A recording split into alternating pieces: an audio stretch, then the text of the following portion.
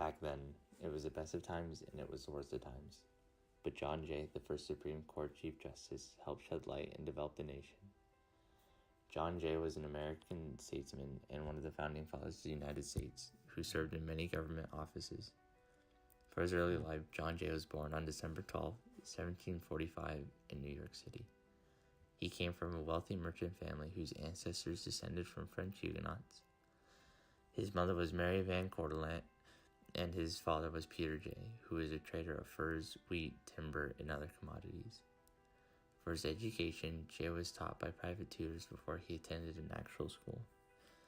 In 1760, he had gone to King's College, later known as Columbia University. He then graduated in 1764, then became a law clerk. In 1774, he would be representing New York at the Continental Congress, and later on he worked with Alexander Hamilton and James Madison to write the Articles of Confederation. And in 1779, Jay was appointed minister to Spain and had gone across the Atlantic to seek assistance and recognition for the American colonies. For his appointment, George Washington appointed Jay for Chief Justice in 1789 for the new Supreme Court. He was a committed nationalist and he was an outspoken presence in national politics.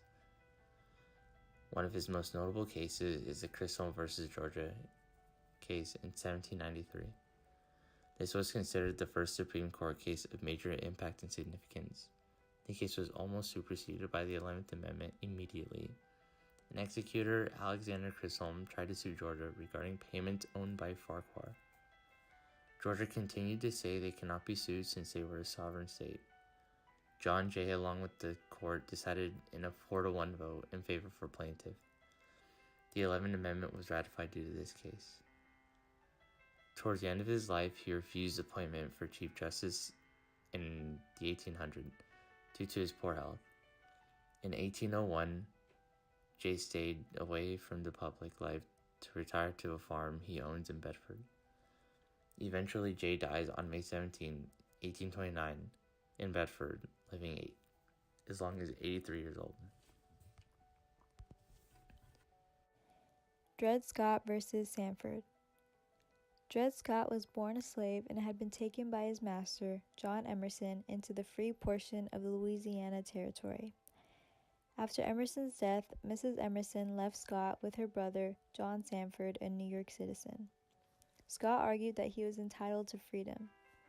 The Chief Justice of this case was Roger B. Taney. This case was argued between 1856 to 1857, and it originated in Missouri. Dred Scott's case holds a unique place in American constitutional history as an example of the Supreme Court trying to impose a judicial solution on a political problem. Scott contended that since slavery was outlawed in the free territory, he had become a free man there, and once free, always free. Scott sued in federal court, claiming Missouri citizenship. The argument was rejected by a Missouri court, but Scott and his white supporters managed to take this case into higher federal court, where the issue simply became whether a slave had a legal right to even sue in a federal court. The Supreme Court had to decide whether it had jurisdiction to rule over this case.